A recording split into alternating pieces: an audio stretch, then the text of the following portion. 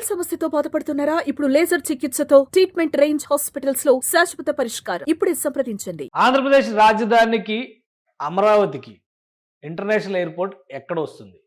ఇప్పుడు చాలా మందిలో ఈ ప్రశ్న తలెత్తుతుంది. ఎందుకంటే ఆంధ్రప్రదేశ్‌లో ఎయిర్పోర్ట్ డెవలప్‌మెంట్ కార్పొరేషన్ ఒక నోటిఫికేషన్ రిలీజ్ చేసింది.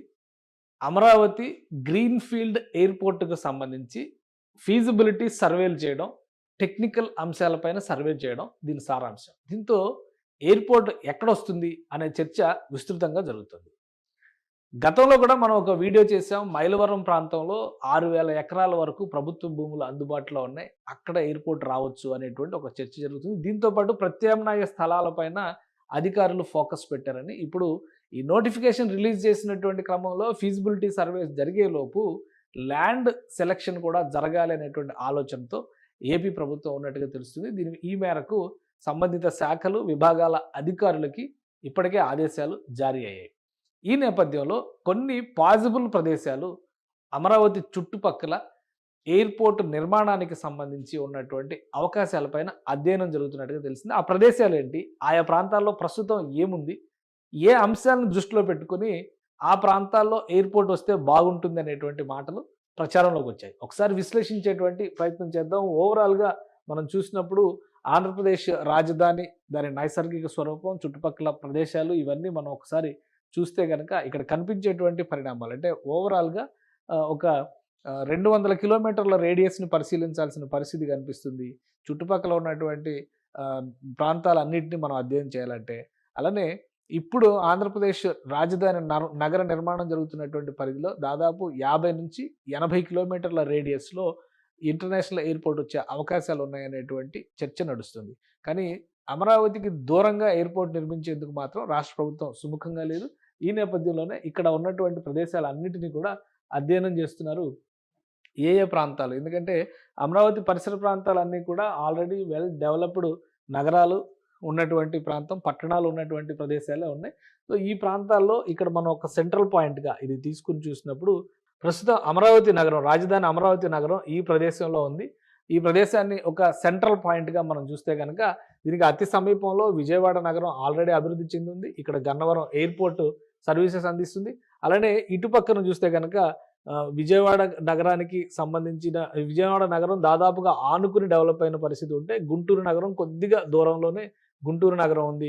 ఈ రెండు ప్రాంతాలని కనెక్ట్ చేసే విధంగా నేషనల్ హైవే ఈ చివరి నుంచి ఆ చివరి వరకు మధ్యలో కూడా అన్ని డెవలప్ అయినటువంటి ప్రదేశాలే కనిపిస్తున్నాయి. ఈ నేపథ్యంలో మైలవరం ప్రాంతాన్ని మనం ఒకసారి పరిశీలించి చూస్తే కనుక మైలవరం ప్రాంతం ఈ ప్రదేశంలో వస్తుంది. ఇది విజయవాడకి అటుపక్కగా వస్తుంది. అంటే విజయవాడ టు మైలవరమే దాదాపు 50 కిలోమీటర్ల వరకు డిస్టెన్స్ ఉండేటువంటి అవకాశం. అంటే ఆ పరిసర ప్రాంతాలన్నింటినీ నేరుగా మైలవరం అనేటువంటి ప్రాంతం కాకపోయినా కానీ కనీసం 40-50 కిలోమీటర్ల డిస్టెన్స్ కనిపించేటువంటి పరిస్థితి ఉంది. ప్లస్ అమరావతి నగరానికి మళ్ళీ కృష్ణానది దాటి లోపలికి రావాల్సిన పరిస్థితి ఉంటుంది. కాబట్టి ఈసారి రాజధానికి సంబంధించినటువంటి ఎయిర్పోర్ట్ని మ్యాక్సిమం గుంటూరు జిల్లాలో ఏర్పాటు చేసే అవకాశాలే ఎక్కువగా కనిపిస్తున్నాయి. దీనికోసం అమరావతి రింగ్ రోడ్డు ఏదైతే ఓఆర్ఆర్ పేరుతో ఒక ప్రతిపాదన చేశారో, ఓఆర్ఆర్కి చుట్టుపక్కల దాన్ని దృష్టిలో పెట్టుకొని, ఎందుకంటే ఓఆర్ఆర్ నిర్మాణం అంటూ జరిగితే ఈ చుట్టుపక్కల ప్రదేశాలన్నీ కూడా ఇలా వచ్చేటువంటి అవకాశం ఉంది. గుంటూరు నగరం కూడా ఈ పరిధిలోకి వచ్చేసేటువంటి పరిస్థితి ఉంది. కాబట్టి ఓఆర్ఆర్ పరిధిలో లేదా ఓఆర్ఆర్ శివారుల్లో ఉన్నటువంటి ప్రదేశాలని ఎంపిక చేసేటువంటి ప్రయత్నాలు జరుగుతున్నాయి. ఈ నేపథ్యంలో ఒక 2 ప్రదేశాలకు సంబంధించినటువంటి మోస్ట్ పాసిబుల్ అంశాలు, ఎందుకంటే ఇక్కడ భూసేకరణ అంటూ జరిగితే లబ్ధిదారులు అంటే ఎవరైతే భూ నిర్వాసితులు అవుతారో వాళ్ళకి పేమెంట్ చేయడం అనేది కూడా ప్రభుత్వానికి ఒక ప్రధానమైనటువంటి సమస్యగా మారుతుంది. భూ సమీకరణ విధానంలో చేస్తే అక్కడ ఉన్నటువంటి భూముల విలువ కోట్లలో ఉంటుంది. ఎందుకంటే ఇప్పటికే సాగుబడిలో ఉన్నటువంటి అనేక భూములు, అనేక ప్రాంతాలు ఈ ప్రదేశాల్లో ఉన్నాయి. కాబట్టి ఆ ధరలను కూడా దృష్టిలో పెట్టుకుని ప్రభుత్వం భూముల్ని అన్వేషిస్తున్నట్టుగా ఒక సమాచారం అందుతుంది. ఈ నేపథ్యంలో 2 పాజిబుల్ అంశాలు కనిపిస్తున్నాయి. అందులో ముఖ్యమైనది తాడికొండ పరిధిలోకి వచ్చేటువంటి ప్రాంతం. ఇంకొక విషయాన్ని ఇక్కడ మనం గమనించాల్సింది ఏంటంటే, అమరావతి అనగానే అమరావతి రింగ్ రోడ్డు గురించి మాత్రమే ఆలోచిస్తున్నాం. కానీ అనంతపురం అమరావతి ఎక్స్ప్రెస్ వే అనేది రాయలసీమని, ఆంధ్రప్రదేశ్ని కలిపేటువంటి ఒక కీలకమైనటువంటి ప్రదేశం కాబోతుంది. కాబట్టి ఆ అంశాన్ని దృష్టిలో పెట్టుకొని చూసినప్పుడు ఇటువైపు నుంచి అంటే రాయలసీమ వైపు నుంచి వచ్చేటువంటి ఈ హైవేని దృష్టిలో పెట్టుకుని కూడా ఇంటర్నేషనల్ ఎయిర్పోర్ట్కి ప్లానింగ్ చేయాల్సినటువంటి అవసరం ఉందని చెప్పని రాష్ట్ర ప్రభుత్వం భావిస్తుంది. ఈ క్రమంలోనే ఇటు తాడికొండ పరిసర ప్రాంతాల్లో ఉన్నటువంటి భూముల పైన అధ్యయనం జరుగుతున్నట్టుగా తెలుస్తుంది. తాడికొండ పరిసర ప్రాంతాల్లో ఎటువంటి నిర్మాణానికి సంబంధించి ఇక్కడ మనం చూస్తున్నాం ఈ ప్రాంతంలో చాలా క్లియర్‌గా కనిపిస్తున్నాయి. 2 మార్గాలు, 2 ప్రత్యామ్నాయమైనటువంటి అంశాలు కనిపిస్తున్నాయి. ఈ ప్రదేశంలో ప్రభుత్వానికి సంబంధించినటువంటి భూములు కూడా అందుబాటులో పెద్ద ఎత్తున ఉన్నట్టుగా తెలుస్తుంది ఈ ప్రాంతంలో. సో, ఈ భూముల్ని సద్వినియోగం చేసుకోవడం, ప్రైవేటు భూముల్ని స్వాధీనం చేసుకోవడానికి ఉండేటువంటి పరిస్థితి. ఈ ప్రదేశాల్లో చూస్తే గనక ల్యాండ్‌తో పాటు వాటర్ అవైలబిలిటీ ఇటువంటి అంశాలన్నిటిని దృష్టిలో పెట్టుకొని చూస్తే కూడా అన్ని సానుకూల అంశాలే ఉన్నాయి. అలానే ఆ ప్రాంతాల్లో పొలాలకు సంబంధించినటువంటి రేట్లు కూడా కొంతవరకు తక్కువగానే ఉంటాయి మిగతా ప్రాంతంతో పోల్చి చూసినప్పుడు. ఇటు ప్రత్తిపాడు, గుంటూరు నగరానికి సంబంధించి సమీపంగా వచ్చేటువంటి ప్రదేశాలు ఇవన్నీ కూడా. కాబట్టి ఈ ప్రాంతంలో కనుక నిర్మాణానికి సంబంధించినటువంటి నిర్ణయాలు తీసుకుంటే ఇక్కడ తాడికొండకి, కంతేరుకి, బ్రహ్మంగారి మఠం ఈ 3 ప్రాంతాలకి మధ్యలో వచ్చేటువంటి ప్రదేశాల్లో భూములు అందుబాటులో ఉన్నాయనేటువంటి ఒక సమాచారం కూడా అందుతోంది. సో, ఆ రకంగా చూసినప్పుడు నేషనల్ హైవే ఏదైతే అమరావతి ఎక్స్‌ప్రెస్ వే అనేటువంటి పేరుతో రాయలసీమని అమరావతి ప్రాంతంతో కనెక్ట్ చేయాలో అనుకుంటున్నారో, ఆ ప్రాంతానికి ఇది సమీపానికి వచ్చేటువంటి అవకాశం ఉన్నటువంటి మార్గం అనేది కూడా ఒక విశ్లేషణ వినిపిస్తుంది. సో, ఈ 2 అంశాలను దృష్టిలో పెట్టుకొని ఇదొక మొదటి ప్రాధాన్యత అంశంగా మనం చూస్తే కనుక మరొక రెండవ ప్రత్యామ్నాయంగా చూసేటువంటి అంశం కూడా ఇక్కడ కనిపిస్తుంది. అది ఈ నెమలికల్లు, లచ్చన్న గుడిపోడు ఈ ఊరు ప్రాంతాలకు సంబంధించి. ఎందుకంటే ఇవి కూడా చాలా ముఖ్యమైనటువంటి ప్రదేశాలు.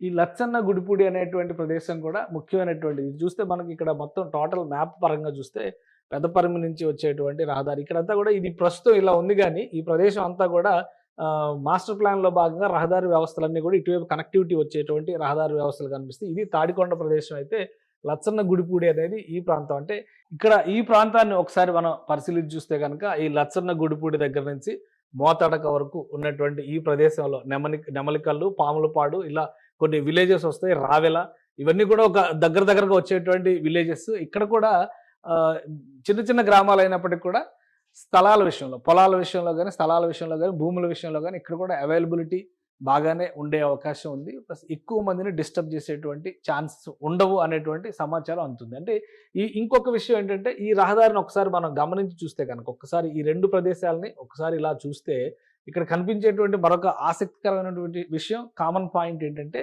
ఈ ప్రాంతానికి సంబంధించి ఒకవేళ నెమలికల్లు, మోతడక, ఈ ముక్కామల, లచ్చన్న గుడిపూడి మధ్యలో గనక ప్లాన్ చేస్తే ఇటు నుంచి వచ్చేటువంటి నేషనల్ హైవేకి దగ్గరగా ఉంటుంది. అలానే ఇక్కడ చూస్తే నెక్కల్లు పూర్తిగా రాజధానిలో ఉన్నటువంటి కర్లపూడి ఇవన్నీ కూడా రాజధానిలో ఉన్నటువంటి ప్రాంతాలు. ఇది అమరావతి రాజధాని ప్రాంతానికి కూడా ఇది అత్యంత సమీపంలో ఉండేటువంటి ప్రదేశం అవుతుంది. అలానే ఇక్కడ అమరావతి రోడ్డు అంటే ఇది పాత అమరావతి దేవాలయానికి సంబంధించినటువంటి రోడ్డు, గుంటూరు నుంచి అమరావతి వెళ్ళేటువంటి రహదారి ఇది. ఇది ఆల్రెడీ 200 అడుగుల విస్తీర్ణంతో ఉండేటువంటి రహదారిగా డెవలప్ చేస్తున్నారు. సో, ఇవన్నీ దృష్టిలో పెట్టుకొని చూసినప్పుడు ఈ ప్రదేశంలో దొరికేటువంటి భూముల ధరల విషయంలో కూడా, అలానే ఇటువైపు ఉన్నటువంటి తాడికొండ దగ్గర మనం చూసినటువంటి ప్రదేశంలో ఉండేటువంటి ధరల విషయంలో కూడా పెద్దగా తేడా ఉండేటువంటి అవకాశం ఉండదు. అలానే మొత్తం భూములన్నీ కూడా సమతులంగా ఉండేది. కానీ ఇటు పక్కన గమనించి చూస్తే కనుక ఇక్కడ మాత్రం కొంచెం చిన్న చిన్న కొండలు, గుట్టలు వచ్చేటువంటి అవకాశాలు ఉన్న ప్రాంతాలు ఉన్నాయి. ఎందుకంటే ఇటువైపు అనంతవరం గుట్ట మొత్తం కూడా ఈ ప్రాంతంలోనే వస్తుంది. ఈ నల్లకుర్లపాడు, పెద్దమద్దూరు ఇవన్నీ కూడా నెక్కల్లు ఇవన్నీ రాజధానిలోకి వచ్చేటువంటి గ్రామాలు, రాజధానికి అత్యంత సమీపంగా ఉండేటువంటి ప్రదేశం. అలానే ఇక్కడ అనంతవరం అంతా కూడా కొంత కొండలతో ఉన్నటువంటి ప్రదేశం కాబట్టి ఇక్కడ కొంచెం ఇబ్బంది ఉండవచ్చు. కానీ తాడికొండ దగ్గర అయితే పూర్తిగా ఇటువైపు తాడికొండ, బ్రహ్మంగారి మఠం మధ్యలో ఉండేటువంటి ప్రాంతాల్లో అయితే పూర్తిగా చదును భూమి ఉండేటువంటి అవకాశం ఉంది. నిర్మాణానికి కూడా ఇబ్బందులు పెద్దగా వచ్చేటువంటి ఛాన్సెస్ లేవు అనేటువంటి అభిప్రాయాలు ఉన్నాయి. ఇవన్నీ కూడా అక్కడ ఉన్నటువంటి ప్రాథమికమైనటువంటి సమాచారం ఆధారంగా చెప్తున్నటువంటి అంశాలు మాత్రమే. అయితే సాయిల్ టెస్ట్ విషయంలో కానీ టెక్నికల్గా ఎయిర్పోర్ట్ అథారిటీ అఫీషియల్స్ దీన్ని ప్రత్యేకంగా పర్యవేక్షిస్తారు. వాళ్ళు చూసి టెక్నికల్ ఫీజిబిలిటీస్ పైన క్లారిటీ ఇచ్చే వరకు దీనిపైన ఎవరు కూడా ఒక స్పష్టమైనటువంటి నిర్ణయాన్ని ప్రకటించడానికి అవకాశం ఉండదు. కాకపోతే ఇక్కడ అవైలబిలిటీ ఆఫ్ ల్యాండ్స్ విషయంలో చూస్తే కనుక ఈ ప్రదేశంలో కూడా దాదాపు ఒక 2000 ఎకరాల భూములు ప్రభుత్వానికి సంబంధించినటువంటి భూములు ఉన్నట్టుగా ఒక సమాచారం ఉంది. ఈ 2 అంశాలని దృష్టిలో పెట్టుకొని చూసినప్పుడు ఓవరాల్గా ఈ ప్రాంతంలో మొత్తం మీద భూములకు సంబంధించినటువంటి సమస్య ఎక్కడా కూడా ఉండదు. అలానే ఇక్కడ 2 విషయాలు మనం గుర్తుపెట్టుకోవాల్సింది ఏంటంటే, మొత్తంగా రాజధాని ప్రాంతాన్ని కోస్తా ప్రాంతంతో మనం ఒకసారి చూసినప్పుడు ఈ ప్రదేశంలో ఉండేటువంటి అడ్వాంటేజెస్, డిసడ్వాంటేజ్‌ని కూడా మనం దృష్టిలో పెట్టుకొని చూడాల్సి ఉంటుంది. ఇది ఓవరాల్‌గా మ్యాప్ ఇది అయినప్పుడు మొత్తం మీద మనం గమనించాల్సినటువంటి విషయం ఏంటంటే, సెంట్రల్లీ లొకేటెడా కాదా? యాక్సెసిబిలిటీ విషయంలో ప్రయాణాలకు సంబంధించి గాని, ప్రయాణికులు వచ్చేటువంటి అవకాశాలు ఎంతవరకు ఉన్నాయి? దీనిపైన కూడా అధ్యయనం చేసేటువంటి ఛాన్సెస్ ఉంటాయి. ఎందుకంటే ఈ అధ్యయనం చేసేటువంటి అధికారులందరూ కూడా ఒకటే స్పష్టంగా చెప్తారు. Economic feasibility already financial feasibility పైన కూడా లెటర్‌లో చాలా క్లియర్‌గా మెన్షన్ చేశారు. టెక్నికాలిటీస్, ప్రీ సర్వేకి సంబంధించినటువంటి అంశాలతో పాటు ఫైనాన్షియల్ ఫీజిబిలిటీని కూడా అంచనా వేయడానికి అవకాశం ఉంటుంది. ఇటువైపు ఏర్పాటు చేయడం వల్ల అంటే గుంటూరు నగరం నుంచి చూసినప్పుడు ప్రయాణికుల సంఖ్య పెద్ద సంఖ్యలో గుంటూరు నగరం ఆల్రెడీ వెల్ డెవలప్డ్ కాబట్టి అక్కడి నుంచి విమానయానం చేసేటువంటి వారి సంఖ్య ఖచ్చితంగా ఎక్కువగానే ఉంటుంది. అంటే ఇమీడియట్‌గా ఈ ప్రాంతంలో గనక విమానాశ్రయం వస్తే ఉదాహరణకి ఈ ప్రాంతంలో ఇది తాడికొండ ప్రదేశం ఇదైనా కావచ్చు, లేదా నెమలికల్లు ఈ ప్రాంతం ఈ 2 ప్రాంతాల్లో ఎక్కడొచ్చినా గానీ అమరావతి నగరానికి సంబంధించి ఇక్కడ యాక్సెసిబిలిటీ ఈజీ అవుతుంది. గుంటూరు నగరం నుంచి ఈజీ అవుతుంది. విజయవాడకు సంబంధించి ఆల్రెడీ గన్నవరం ఎయిర్‌పోర్ట్ ఉంది కాబట్టి, ఆ గన్నవరం ఎయిర్‌పోర్ట్‌ని ఒక డొమెస్టిక్ ఎయిర్‌పోర్ట్‌గా ఉపయోగించినా, ఇతర అవసరాల కోసం ఉపయోగించినా గానీ, అమరావతి ఇంటర్నేషనల్ ఎయిర్‌పోర్ట్‌కి సంబంధించినటువంటి కనెక్టివిటీ విజయవాడ నుంచి చూసినా గానీ పెద్ద దూరం అనుకుంది. ఎందుకంటే 30, 40 కిలోమీటర్ల కంటే ఇక్కడ డిస్టెన్స్ ఎక్కువ వచ్చేటువంటి అవకాశం లేదు. ఈరోజు మనం గమనించి చూస్తే గనక ముంబైలో నిర్మిస్తున్నటువంటి కొత్త విమానాశ్రయం ముంబై నుంచి నవీ ముంబైకి దాదాపు 30, 39 కిలోమీటర్లు ఉన్నటువంటి ప్రదేశం. అంటే ఒక 25 నిమిషాల నుంచి 30 నిమిషాల ప్రయాణం మాత్రమే ఉండేటువంటి అవకాశం ఉంది. కాబట్టి ఫ్యూచర్ అంశాలను దృష్టిలో పెట్టుకొని చూసినప్పుడు అమరావతికి కనెక్టివిటీ రావడం, అలానే ఇంటర్నేషనల్ టూరిస్టులకి ఇంటర్నేషనల్ ట్రావెల్ విషయంలో గుంటూరుకి యాక్సెసిబిలిటీ రావడం, ఇటు విజయవాడ నుంచి పెద్దగా దూరం లేకపోవడం, ఇవన్నీ గమనించి చూసినప్పుడు ఏ ప్రదేశాన్ని ఎంపిక చేస్తారు, అలానే టెక్నికల్ ఫీజిబిలిటీస్ విషయంలో చూసేటువంటి ప్రధానమైన అంశాలు ఏంటంటే సాయిల్ టెస్ట్. ఇక్కడ ఉన్నటువంటి సాయిల్ ఎంతవరకు గట్టిగా ఉంటుంది, అలానే అక్కడ ఎయిర్‌పోర్ట్ నిర్మాణానికి ఎంతవరకు అనువుగా ఉంటుంది, ఈ అంశాలపైన కూడా అధ్యయనం జరుగుతుంది. కాబట్టి ఈ వీటిలో ఎటువంటి ఇబ్బందులు రాకపోవచ్చు. ఇటువైపు గుంటూరు నుంచి అమరావతికి కనెక్ట్ అయ్యేటువంటి పెద్ద రోడ్డు, ఇక్కడ వచ్చేటువంటి రింగ్ రోడ్డు, ఇవన్నీ కలుపుకొని చూసినప్పుడు ఇంటర్నేషనల్ ఎయిర్‌పోర్ట్ రింగ్ రోడ్డు కూడా అతి సమీపంలో ఉండేటువంటి అవకాశంలో ఉంటుంది. కాబట్టి గుంటూరు జిల్లాలో మాక్సిమం ఈ ఎయిర్‌పోర్ట్ నిర్మాణం అనేది గుంటూరు జిల్లాలో జరిగేటువంటి అవకాశం ఎక్కువగా కనిపిస్తుంది. అక్కడ ఉన్నటువంటి ప్రాథమికమైనటువంటి అధ్యయనాలను బట్టి చూస్తే కూడా భూములకు సంబంధించి కూడా 2, 3 అంశాలు ఇక్కడ కనిపిస్తున్నాయి. నెమలికల్లు ఇక్కడ ఈ 2 అంశాలని ప్రధానంగా ఈ 2 అంశాలను దృష్టిలో పెట్టుకొని చూసినప్పుడు గుంటూరు నగరం అనేది ఇక్కడ ఒక పెద్ద అడ్వాంటేజ్ అవుతుంది. కాబట్టి గుంటూరు జిల్లా వైపు నుంచి ఎక్కువ ఆలోచించేటువంటి అవకాశాలు కనిపిస్తున్నాయి.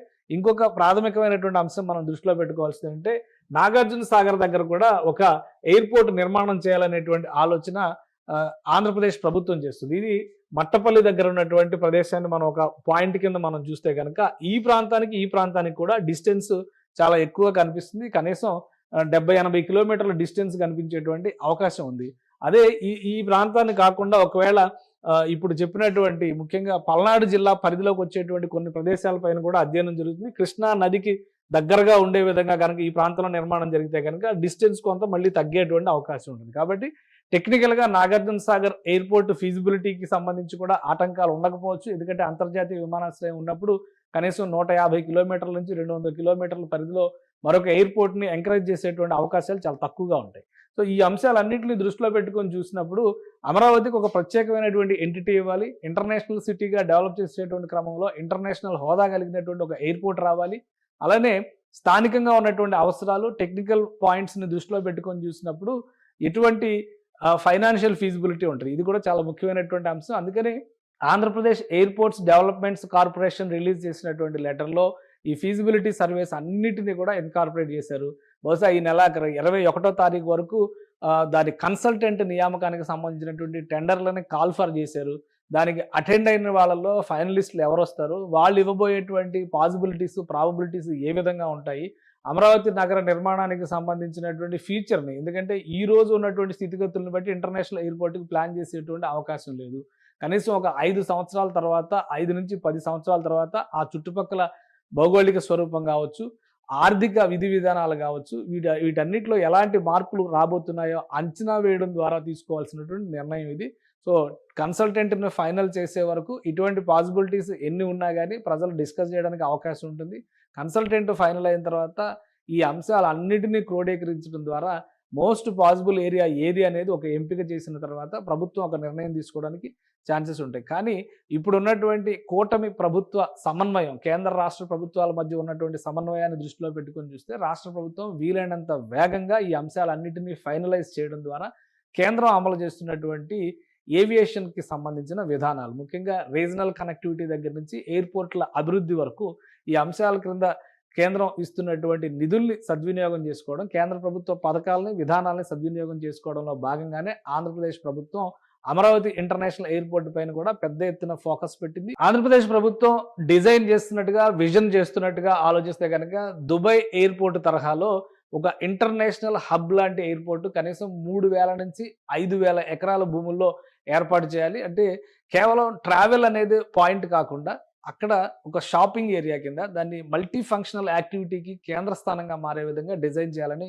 భావిస్తుంది. కాబట్టి ఈ అంశాలన్నింటినీ దృష్టిలో పెట్టుకొని చూసినప్పుడు మైలవరంకి ఆ చివర కానీ లేదా ఇటు కృష్ణానది అంచును కానీ పెట్టేటువంటి అవకాశాలు కనిపించట్లేదు. ఇమ్మీడియట్గా ఎక్కడైతే ప్రయాణికులు వచ్చేటువంటి యాక్సెసిబిలిటీ ఎక్కువగా ఉంటుందో ఆ ప్రదేశాన్ని ఎంచుకునేటువంటి అవకాశాలే ఎక్కువగా కనిపిస్తున్నాయి. కాబట్టి ఈ పాసిబుల్ ఏరియాస్ అన్నిటిపైన కూడా ఒక విధమైనటువంటి అధ్యయనం జరుగుతుంది. కన్సల్టెంట్ నియామకం తర్వాత ఈ విషయంలో మరో అడుగు ముందుకు పడేటువంటి అవకాశాలు స్పష్టంగా కనిపిస్తున్నాయి. సుమన్ టీవీలో మీ పర్సనల్ అండ్ బిజినెస్ ప్రమోషన్స్ కోసం కింది నెంబర్కి కాంటాక్ట్ చేయండి.